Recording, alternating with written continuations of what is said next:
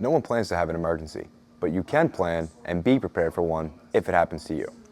To highlight the critical need to be ready, September is National Preparedness Month. In my position as an Emergency Management Liaison Officer, I see the importance every day of being prepared when I respond to emergency situations. That's why I want to give you a simple step that can help you if you find yourself in an emergency circumstance.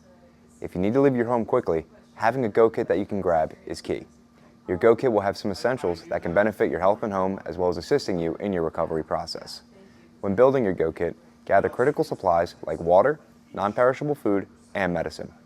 A go kit should include 3 days worth of supplies that you can carry with you. Customize your kit as well to meet your household specific needs.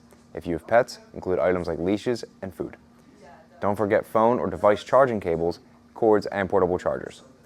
Some of the most important items may be on paper, a thumb drive, or in the cloud.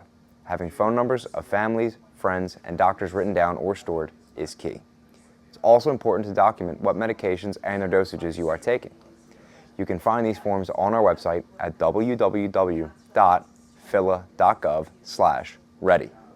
Having copies of your ID and insurance is crucial and will help you get back on your feet. This can be auto insurance, home or renter's insurance, a rental policy, and flood insurance.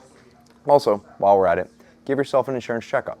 Keep in mind that flood insurance is not typically covered in your homeowner's policy and could take 30 days to take effect. Have several ways to save documents by making photocopies, taking pictures on your phone, emailing yourself, saving in the cloud, and downloading onto a thumb drive. Disaster doesn't plan ahead, but you can.